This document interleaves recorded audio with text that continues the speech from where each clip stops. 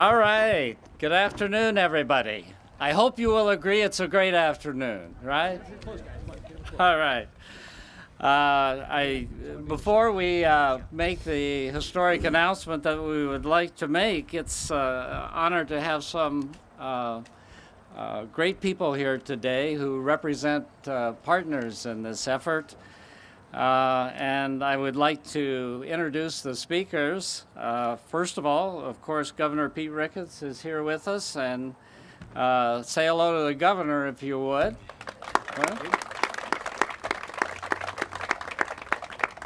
He brought the weather with him, so I'm not taking credit for the good weather because I ain't got to take credit for the bad weather.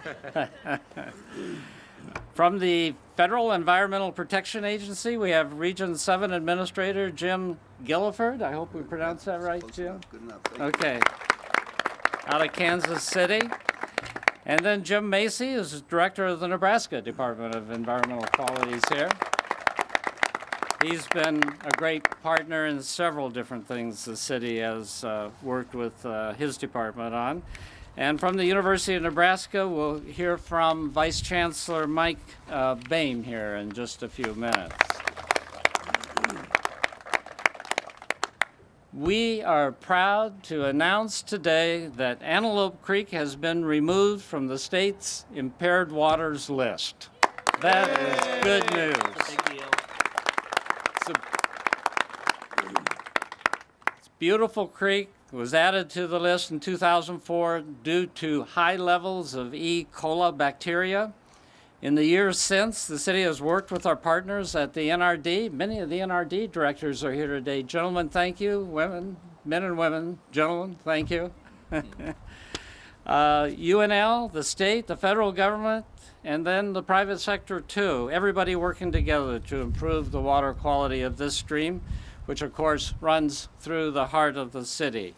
And today we're all here to celebrate this significant success. In fact, it's very rare, I'm given to understand, that an urban waterway is ever removed from the EPA's list of streams contaminated by E. coli. Only 14 cities have achieved that goal in the last 15 years. And let me describe quickly what it took to do this.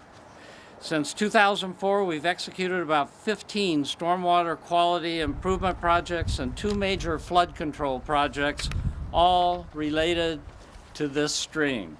Funding has come from the city, Lancaster County, the Lower Platte South NRD, the Department of Environmental Quality, EPA, the Environmental Trust, University of Nebraska, and other key private partners. Lots of people have been a part of this. If you go all the way back to the Holmes Lake cleanup, the Nebraska Game and Parks Commission worked with our Parks and Recreation Department and others on that project. Holmes Lake was removed from the list of impaired waters in 2008, setting the stage for the Antelope Valley or the Antelope Creek work. The residents and businesses along and near Antelope Creek have worked with us. An example is the sustainable landscaping projects that have been completed, including the installation of about 119 residential rain gardens in the area to control runoff. And those folks in the city who have been using our trails and parks have also helped by cleaning up after their pets and reducing litter.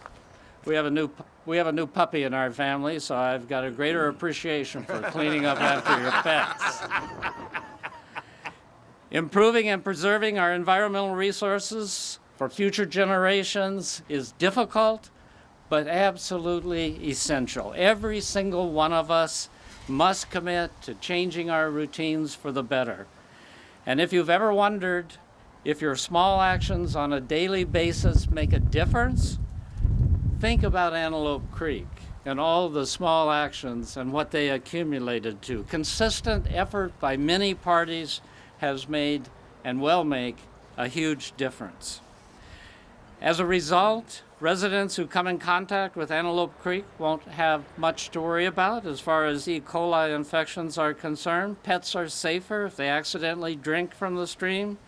And one more waterway that feeds our recreational water system just got cleaner. Our goal now is to keep Antelope Creek off the impaired waters list forever. We plan to build on our success and make sure that this creek, the streams that feed into it, and any surrounding waterways stay clean. We will continue to ask families and businesses to do what they can to protect our waterways, to make sure only rain and snow melt and water from your sprinkler goes into the street storm drains. Clean up after your pets. Take advantage of city and state programs to build rain gardens and install sustainable landscaping. And use rain barrels, and check out watershed.lincoln.ne.gov to learn more about the ways that you can keep our waterways clean. On days like today, you can truly see the benefits of a citywide stormwater program. Since 2002, when the program was instituted, we've seen numerous projects to reduce flooding, improve drainage, and increase stormwater quality. We have professionals managing the federal and state required stormwater permits and reviewing plans for all new construction. We monitor the water quality at stormwater discharge locations. We investigate and enforce stormwater permit requirements and do a great deal with regard to education. So I want to thank Senior Engineer Ben Higgins, who's here today, and all those in our stormwater program for working every day to keep our waterways clean. Thank you, Ben. And thank you, Mickey Esposito, who's sitting beside Ben, who is in charge of the whole department there, and Donna Garden, who's the Assistant Director of Utilities. Thank you all, and be sure to thank the others that work with you for us. So I'm going to turn this over to the other speakers, but I want to again thank the EPA, the Governor, and the Department of Environmental Quality, the University of Nebraska, and all the citizens of Lincoln who have cooperated in such great form on this particular project. And a special thank you again to the Lower Platte South NRD. That organization has been a great partner on this, but is a great partner on an ongoing basis on literally hundreds of projects with the city of Lincoln. So thank you for all of that. And Governor, again, thank you for taking time out. I know it's a hard time to do that, but the podium's yours. Great. Thank you very much, Mayor. And thank all of you for being here today, because this really is a great day. It's a special day for a number of reasons. Now, first of all, having a stream delisted, as the mayor said, is not easy. This has been a 20-year project. And this stream is only one of 90 streams across the country that has been delisted for that E. coli.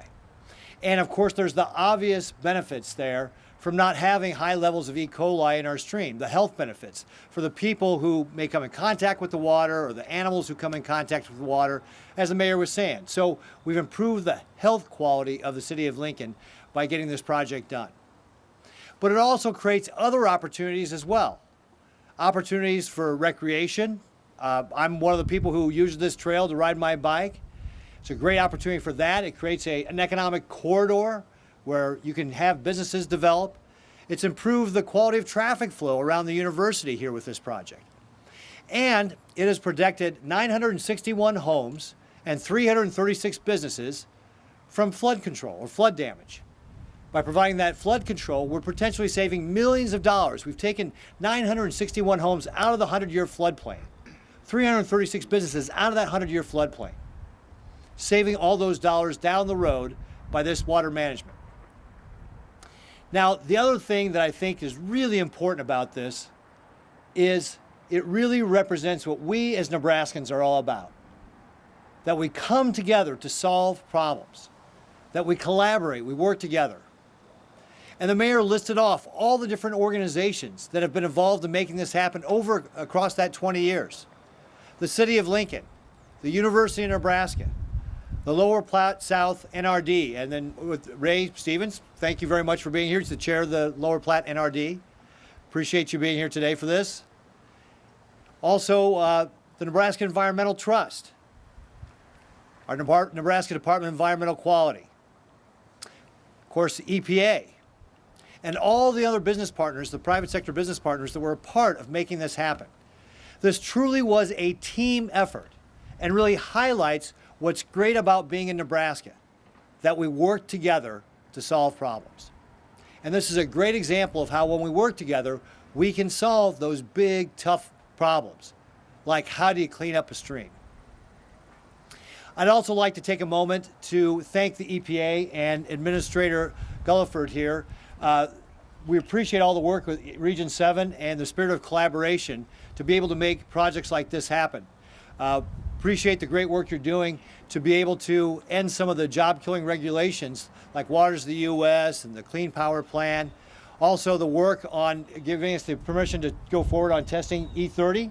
That's one of our great projects. The EPA just approved that a few weeks ago to allow us to be able to test higher blends of ethanol in our state fleet, collect data working with the University of Nebraska, so we could document mileage, maintenance, and all that to help bring about consumer confidence in that important industry here for Nebraska. And then we're here today at this that is, I mentioned, a 20-year project, but we just had another one not too long ago here in Nebraska with Shell Creek for atrazine.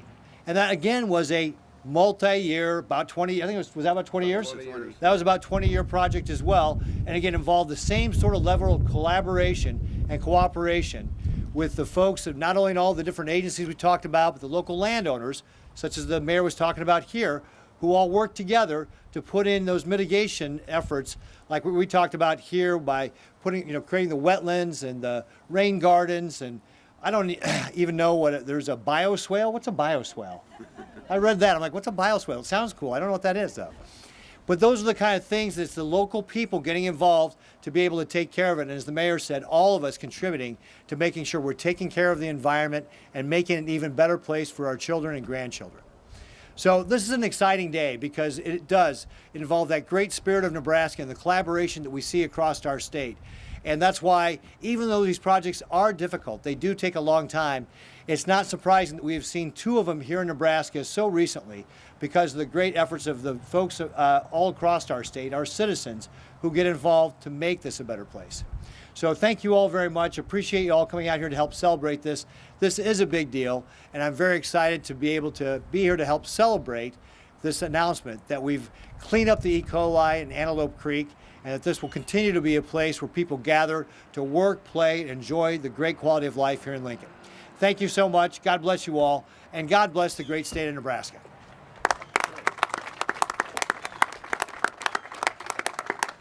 Jim Gulliford, the podium is yours. EPA out of Kansas City. Well, very good. Thank you, Mayor, and thank you, Governor Ricketts, for your kind comments as well. This is truly a very good event, and EPA is very pleased to share this with you. We've had an opportunity since, well, first of all, it was Congress, obviously, that gave us the Clean Water Act. That act gives us the procedure by which states and communities identify streams that are impaired, and then it gives them a process to go about designing a system to cooperatively and collaboratively work to address the challenges, in this case, E. coli in this stream. You know, historically in towns like Lincoln and all over the country, as the towns grew, we established the types of services and infrastructure necessary to support the communities. We put roads into the area, we put in the sewers, the drinking water systems, and all of the utilities. And quite often it was done without a lot of concern for how we affected streams, again, like Antelope Creek. But so when we re-engineered the landscape to build the city, what was really unique in this project is now that the community has gone to the work to now re-engineer the system to where, as the governor mentioned, rain gardens, permeable pavement, water, marshes and wetlands and You gonna explain bioswale, Jim? I'm not going to explain bioswales. I'm leaving that part for Michael's got it covered. for my friend. But the reality is that all of those practices sort of mimic the landscape as we found it when we came into these areas and started building our communities. They provide for infiltration of water rather than direct runoff. It's the direct runoff that moves any type of pollutants that may be on the surface into our streams. And so the more infiltration we can get, the more again, the cleaner it is for the water. When we daylight the stream, it becomes an area where solar radiation removes the bacteria rather than incubates it in these underground tunnels that go through our communities. So there's a lot of great things that happen, and my hat's off to the planning community that looked and identified the types of practices that not only build a beautiful landscape that has a lot of multiple purposes, again, that the governor mentioned, but solves and addresses the water quality challenge. So again, EPA was glad to support the project. You folks did the work. We had a few dollars in it that helped through our 319 program. Again, a program that's designed to support the interests of the state, not necessarily just the interests of the Environmental Protection Agency. So again, congratulations on a great project, a great piece of work that's been done. And again, as the governor indicated, a permanent future, again, for the benefit of the community here in Lincoln and the people of the state of Nebraska. So thank you for letting us be a part of this day.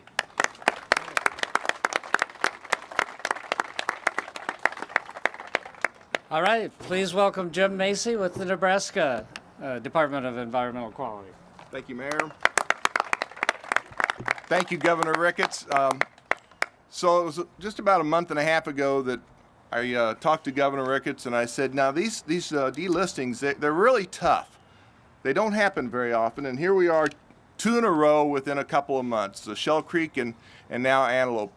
So it's just a marvelous event, and the speakers that preceded me took away all of my thunder, so I'm gonna keep it incredibly short and just give a shout out. I'm just incredibly blessed to work in the state of Nebraska with a huge team over at DEQ that do incredible work. So I want to give a shout out to Albert Traylor, Laura Johnson, Marty Link, Carla McCullough, and Ryan Chapman for the great work. If you guys would stand out and be recognized. These are the teammates within DEQ that help work with our customers, the landowners, the homeowners, the cities, the community leaders throughout our state. And that's why Shell Creek, a 20-year project, was a success this year. And that's why this project is a success, because we work every day to try to create an opportunity to be more efficient, more effective, and customer focused. That's my governor's mission and vision for a growing Nebraska, and that's something that we try to practice every day. So when we get to work with our partners like Dean Edson with the NRDs and the Lower Platte, this area, we just really appreciate the work, the community service, and the effort that goes along to making these projects a success. Because as state employees, we can't make those successes. It's the local people that solve these local problems. So again, thank you for being here. What a beautiful day. We're looking for a win this Saturday with the Huskers, so go Big Red. Thank you.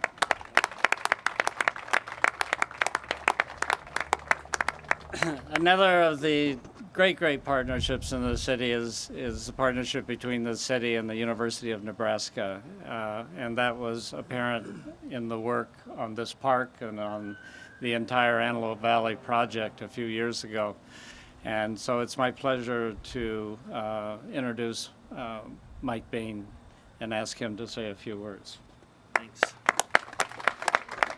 Well, if Jim thought that all the thunder had been stolen before he got up to the podium, I guess that leaves me with bioswales and non-point source pollution. But I want to say, Mr. Mayor, Jim, everybody, congratulations.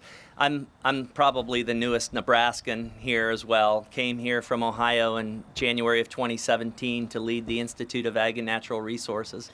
And there is not a day that goes by that we don't think about where our food comes from, food production, both livestock farming as well as cropping systems, all the way from genetics and genomics to actually the production of our food, to the marketing of our food around the globe, like we saw, Governor, on our trip to Japan. But we also think about the incredible wealth that we have in this state when it comes to our natural resources. And chief among those is water, our soil, our air. And the third thing that we think about are really the vitality of our individuals, our citizens, our families that make up our communities. And a couple of thoughts about this. This is a big deal. 32 years ago, I was talking with a new friend here. I worked as an undergraduate in a water quality laboratory, and it was a pretty good job. I had a 1967 VW Bug that I would drive through watersheds, and one in particular every 1/10 of a mile, stopping the van, looking left, looking right, and marking down what crop was there, what was there last year, and what conservation tillage or conventional tillage was used. And those maps were really used to look at, during rain events and storm events, the movement of soil particles that also had adhered to them nutrients, or atrazine, as we heard in the Shell Creek experiment. And I was saying that here I am 32 years later in Lincoln, Nebraska, talking about a watershed that is far more than a watershed. I bet it's home to most of us, or many of us. This watershed on this map, we traverse day in and day out with our families, our pets, our relatives, our colleagues. And so this is a big deal to be delisted. It's special. And to have 2 surface waters delisted in such close proximity is a testimony to the folks. And I thought I'd leave you with is that spirit of collaboration. It really does take a village. It takes all of us. Our mission every day at the university is teaching and learning, research, discovery, and innovation, but also engagement. And a project like Shell Creek that included high school students, some of whose lives, their trajectory was forever changed. I have no doubt that this project, in a very positive way, not only changes the trajectory of Lincoln, but of the families that call Lincoln home, and the Nebraskans who value and understand the importance of our water resources. So with that, on behalf of this amazing university, who I pray that we pull in a win in the last 4 minutes of the game, congratulations to everyone involved. Thank you very much. Thank you. Okay, 3 short things here. I will need to answer questions. We want to answer questions from the press. After that, I want to give you a couple short instructions or opportunities related to this event today. Be sure you are aware of them. And then the governor has a little surprise. But why don't we start with questions from the press? Governor, does your presence here today show that you're in favor of urban EPA water quality standards? So I guess I'm not familiar with exactly what you mean by urban EPA water quality standards, but of course we work with the EPA to address water quality, and I think this Antelope Creek is an example of that. Going back to 2004, how we had high levels of E. coli in the stream, and then working together again with all those different agencies we talked about to be able to get those levels of EPA or of E. coli down. We're working collaboratively with the EPA to be able to make that happen. Same thing with Shell Creek when we were doing that earlier this summer, only with regard to atrazine. It's the local people that are putting together the plan and making that happen, but it's the EPA who is determining what water quality standards that we have to meet to be able to get delisted. So, and I think Jim laid out really well, that's really part of the whole process that Congress set up during the Clean Water Plan when they passed that back in 1972 to be able to help us make sure we're doing a good job of taking care of our streams and all of our water, because that's probably one of the most important resources we have here in our state, probably the most important after our people. So it really is a big deal for us to be able to get these 2 delistings both within this year. And really they're great examples for other communities who want to figure out ways to work together to be able to make sure we got that high water quality that we all want, to make sure that we can pass it on to our kids and grandkids. Thank you. Anything else? I would like to ask Vice Chancellor, how do you think the delisting of the creek benefits UNL and everyone that attends and works at UNL? Yeah, the first part is that this didn't happen overnight. It took 20 years. So our faculty and our students, we talk a lot about moving theory into practice, and projects like this where our students get a chance to work side by side with practitioners. Our students get a chance to understand regulatory actions and policy, but also how the biology and the chemistry all work hand in hand. and really the economic vitality of a city. So that's definitely a number one a positive. I think other ways that a project like this helps, we heard about the 961 households who are no longer in a 100-year floodplain. That's a big deal if you think about homeowners insurance and requirements for flood insurance. That's 1,000 families that can more appropriately perhaps use their resources. So we think about these types of studies all in all, and those bioswales, I'll fit that in here. If you can keep the flow on the surface long enough to get the water absorbed, and grass and turf are really great at that, and we know about grass and prairie here. That's really the idea. So you build up a little bit of a mound. This is not technical, I'm a plant pathologist, but it keeps the water on the surface and allows it to be absorbed so it doesn't end up in our waterway. So I just think there are countless opportunities for us to engage. And we're good at the university in many things, and there's a lot that we're not so good at. So we have to partner and augment each other. And just like those tributaries, we're all interdependent, and we all count on each other. So thanks for your question. All right. Good to go? One more thing. No, he's just asking for questions. Okay. Why don't you go ahead, All right, Governor, great. and take care of your... Do you have a copy? Yeah. So I'm going to take a little point of personal privilege here. One of the things that we do is we recognize our teammates at the state of Nebraska for their years of service and all the great work that they do for our citizens here in the state.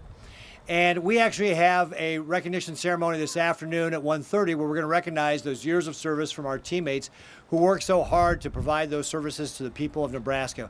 We've got about almost 13,000 Nebraskans who work in our agencies across the state to be able to help take care of our folks, whether it's in our Department of Health and Human Services, our Department of Environmental Quality, keeping our environment clean, our Department of Transportation, building the roads that you go see your families on and all that. But there's one person who can't be at our recognition ceremony today because she's here with us. And that's the young lady who just walked up here. Marty Link is a 30-year veteran of the state of Nebraska, has been contributing. I'm going to pull out and just read some of her accomplishments here. They're quite lengthy, so bear with me just a moment. All right, so Marty has worked for the Department of Environmental Quality since 1988. She's currently the Water Quality Division Administrator, has been involved with every aspect of water division functions. She's got an MS in Geology from the University of Nebraska, a BS in Geology from University of Kansas, a BA in Science Education from the University of Iowa. She's a licensed professional geologist. She's on the board of professional geologists. I guess I appointed you to that. Yeah, you did. Yeah. The president of the Groundwater Protection Council, and an excellent role model, supervisor, teammate. She always has your back, and she has successfully raised 3 daughters here in Nebraska. Right. So can you please all give me a round, help give me a round of applause for Marty? Thank you very much. Thank you very much. For years of service. Delightful mug, right? Thank you very much. Just get a picture.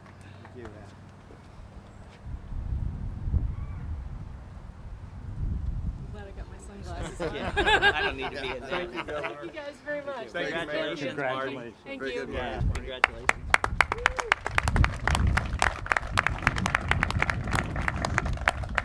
All right. Thank you all for staying with us, for being out this morning and for staying with us. And there's a demonstration, by the way, of the permeable paving process. I think it's up by the sculpture. If you're interested in that, information posters up there.